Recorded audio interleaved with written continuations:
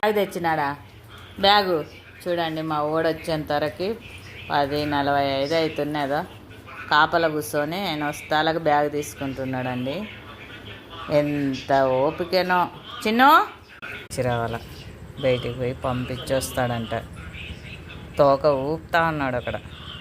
Bag ఇంట్లోకిదే, తోక పోతుంది రై, నీ జుట్టు పోతుంది. ఇక చూడు, రా వస్తున్నాడు రా తెస్తువే బ్యాగు, తెస్తువే బాక్స్, తెస్తువే అన్న బ్యాగ్ ఏంగా